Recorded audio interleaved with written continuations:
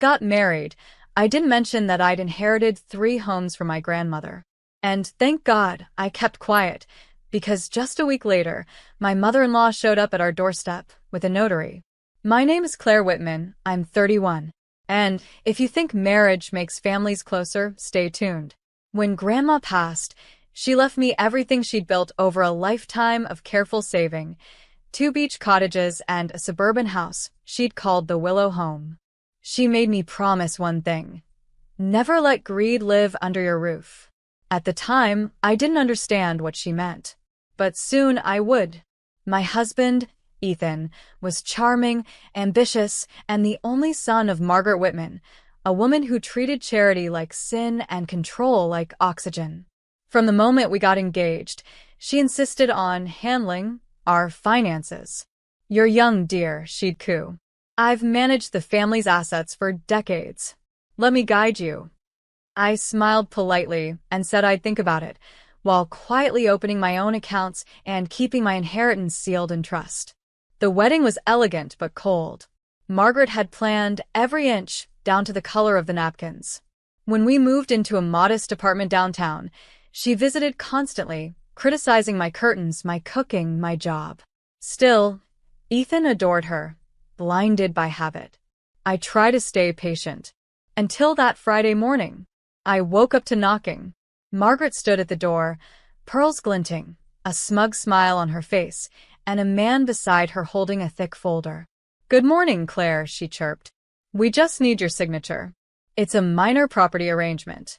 Family planning, you know." Her eyes gleamed with something almost triumphant. I glanced at Ethan, who looked suddenly nervous. "What property arrangement?" I asked, heartbeat rising. The notary opened the folder, and I saw the name of my grandmother's estate typed in bold. My pulse thundered as I read the heading: Transfer of Property Ownership, Whitman Family Estate Division. My grandmother's name. My inheritance. My private life exposed. "Where did you get this?" I demanded, gripping the folder so tight the pages crumpled. Margaret smiled like a cat who'd cornered its prey. "Oh, don't be dramatic, dear. Ethan mentioned your little inheritance when we were finalizing your joint financials. I thought it was time to integrate it into the family trust. That's what wives do, share." Ethan shifted beside her, guilt flashing across his face. I didn't mean for her to... "To what?" I snapped. "Hire a notary behind my back." Margaret's tone turned syrupy. "Now, Claire, don't be defensive. Marriage is about unity. What's yours is his. And what's his, well, let's be honest, you married into comfort." Her words sliced through me. Comfort? I'd worked since 16, through college, through loss. Those houses weren't luck, they were legacy. "I'm not signing anything," I said quietly. The notary blinked, clearly uncomfortable. "Ma'am, your husband already agreed." "He doesn't own them," I cut in. "They're under my name, in trust, and I'll thank you not to touch a single document without counsel present." Margaret's mask slipped. "Don't take that tone with me, young lady. You think keeping secrets makes you clever? Ethan is family. You'll learn that being a Whitman means loyalty, means obedience." I finished for her. "And I'm not that kind of Whitman." She glared, lips trembling. "You'll regret embarrassing this family." I took the folder, tore the top page clean in half, and handed the pieces back. "If I ever see my name attached to anything you've drafted, I'll file a fraud report." Ethan stood frozen between us, color draining from his face. Margaret hissed, "You're making a mistake, Claire. You'll ruin your marriage." I looked her dead in the eye. "No. You just showed me what it really was." And I closed the door on both of them. But something told me she wasn't finished. Not even close. That night, the silence in our apartment felt heavier than walls. Ethan paced the living room, running his hands through his hair. "You overreacted," he said finally. I turned from the window. "Overreacted? Your mother brought a notary to steal my inheritance." "She wasn't stealing. She was trying to protect us," he said, his voice rising. "You're being paranoid." Paranoid. The word that men use when they've run out of excuses. I took a slow breath. You told her about the houses, didn't you? He hesitated, and that pause was louder than any confession. I thought she could help manage them, he admitted. She's good with property law. I laughed, a sound so hollow it almost scared me. She's good at controlling people. There's a difference. He slammed his hand against the table. You think I'd let her hurt you? I met his eyes. You already did. The fight bled into silence. He slept on the couch. I stayed awake, staring at the ceiling, every word echoing. Unity, family, loyalty. All the things she used as weapons. By morning, Ethan was gone. No note, no message. Just gone. I tried to work, but the anxiety crawled under my skin. By evening, I checked my email and froze. A forwarded message. From my grandmother's lawyer. Following your request for early title review, please confirm we are to transfer access to the Whitman family office. My heart stopped. I hadn't made any request. I called immediately. This is Claire Whitman. Who authorized that? The lawyer hesitated. We received written approval with your signature attached. Impossible, I whispered. He emailed the document while I was still on the line. When it arrived, my stomach twisted. The signature, it was mine. Perfectly forged. Margaret. I hung up and stared at the screen. She wasn't just scheming. She was breaking the law.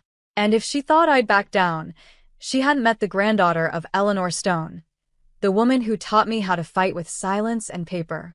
By the next morning, I was sitting across from my grandmother's old attorney, Mr. Caldwell, a silver-haired man who'd known our family for decades. His office smelled like old books and quiet power. He studied the forged signature, his eyes narrowing. Flawless pen pressure, he murmured. But not your rhythm. Whoever did this, did it professionally.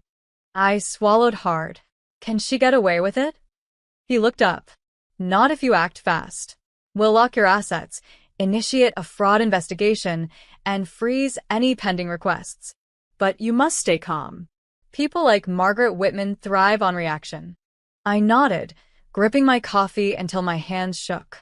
That evening, I came home to find Ethan waiting in the hallway, dark circles under his eyes, guilt written all over his face. Claire, we need to talk, he said. About your mother forging my signature? I asked quietly. He flinched. She told me she just handled some paperwork. She said you'd agreed. She lied, Ethan. Again. And you believed her. Again. He sighed.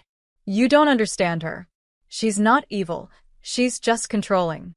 She's criminal, I corrected. There's a difference.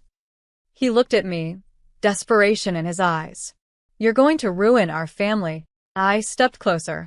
Ethan, your mother forged legal documents to steal what my grandmother left me. She ruined it herself. He turned away, hands on his head. If she goes down, it destroys my father's company. My entire family's name. I stared at him. So, I'm supposed to be collateral damage to protect a last name? He didn't answer. That silence told me everything. That night, I moved out. Just a suitcase and the photo of my grandmother, smiling by her garden. I checked into a hotel and called Mr. Caldwell. File everything, I said. Every document, every forgery, every transfer attempt. I want it on record. By midnight, my lawyer emailed confirmation. The fraud case was filed. And by dawn, Margaret would find out the hard way that the girl she thought was naive had learned to fight exactly where it hurt most, in writing. By sunrise, the first wave hit. Margaret's attorney called my office, furious. Mrs. Whitman is deeply upset about the false accusations you've made. False, I said calmly. Then I'm sure she won't mind showing the forensic report on that forged signature. There was silence on the other end. Then a click. That afternoon, Ethan showed up at my new place, disheveled, eyes rimmed with sleeplessness. He looked less like a husband and more like a man who'd realized too late which side he'd chosen. Claire, Mom's panicking. She's saying you're trying to destroy her reputation. I folded my arms. Her reputation forged my name. He ran his hand down his face. You're escalating this too far. I laughed bitterly. No, Ethan. She did. You just gave her the pen. He looked at me helplessly. Can't we fix this privately? Without court. Privately? I repeated. She sent a notary to my door. She forged legal documents. This stopped being private the moment she made it public. For a moment, the weight of his choices crushed him. He whispered, I never thought it'd go this far. I softened slightly. Neither did I. But this isn't about revenge. It's about respect. Something your family never learned. He left without another word. The next morning, Mr. Caldwell called. Claire, brace yourself. Margaret's assets have been frozen pending review. The investigators traced the forged document's digital trail to her assistant's device. I sat down slowly, absorbing it. So, it's official? Yes, he said. And the district attorney will likely press charges. I looked out the window. The city buzzed below, alive and indifferent.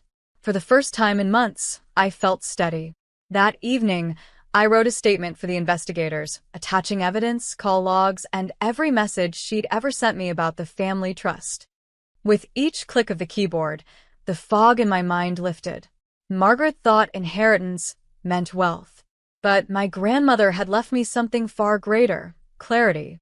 And with that clarity, I was finally done being afraid. 2 weeks later, the headlines hit the local news. Prominent socialite under investigation for document forgery. Margaret Whitman's picture was everywhere. Pearls, posture, and panic. Her lawyer released a statement calling it a misunderstanding, but the investigators didn't buy it. They had timestamps, IP addresses, and call records connecting her to every move. I didn't feel joy when I saw it. I felt something quieter, justice breathing in the background. That night, I got a message from Ethan. She's humiliated, Claire. She won't leave the house. Reporters are everywhere. Please, can't you withdraw the complaint? I typed, deleted, retyped. I didn't file it out of spite, Ethan. I filed it because silence is what got us here. He replied once more. If you go through with this, I don't think our marriage will survive. I stared at the screen for a long time. Then I typed one final line. Then let it end, honestly. The next morning, I mailed him the divorce papers. No anger, no theatrics, just closure printed in black and white. Weeks passed. The court froze the estate inquiry, confirming that my grandmother's assets were safe and legally untouchable. But beneath the relief, I felt grief for something else. Not for Ethan, but for the illusion of the family I thought I was building. Margaret called me once, a number I didn't recognize. When I picked up, her voice was brittle. You destroyed everything, Claire. I took a slow breath. No, Margaret. I protected what wasn't yours. She laughed weakly. You sound just like your grandmother, stubborn, sanctimonious. I smiled faintly. She'd take that as a compliment. Before she could reply, I hung up. Outside, the wind rustled through the trees, the same sound I used to hear in my grandmother's garden, where she'd whisper, protect your peace like property. I finally understood. Peace isn't inherited. It's earned, sometimes through battle, sometimes through silence. And mine had never felt more secure. Months slipped by like dust on sunlight. The lawsuit became background noise in the Whitman circle, hushed gossip, sympathetic nods, and the quiet unraveling of a reputation once untouchable. I'd moved into one of my grandmother's seaside cottages, where the mornings smelled like salt and memory. Every corner of that house reminded me why she'd chosen me to carry her legacy, not for wealth, but for wisdom. One afternoon, as I watered her old rose bushes, a car pulled up on the gravel drive. Ethan stepped out, looking older, thinner, and unsure of himself. Claire, he said softly. I didn't move. You shouldn't be here. I know, he said, taking a hesitant step forward. I just needed to see you once more. Everything's collapsed. Mom's facing charges, Dad's distanced himself, and he paused, exhaling. I lost everything. I looked at him for a long moment. No, Ethan. You didn't lose everything. You just lost the illusion of control. He smiled faintly, almost broken. You always were stronger than I gave you credit for. I set the watering can down. You didn't have to give me credit. You just had to give me respect. He nodded, eyes glistening. I didn't know how. Now you do, I said quietly. We stood there, separated by a fence that once bordered Grandma's garden, the same one she built to keep her roses safe from wild wind. I finally understood why she loved that fence. Not every barrier is a wall. Some are protection. I'm sorry, Claire, Ethan whispered. For all of it. I met his gaze. I believe you, but that doesn't mean I'll let you back in. He nodded slowly, then walked away without another word. When his car disappeared down the road, I turned toward the sea.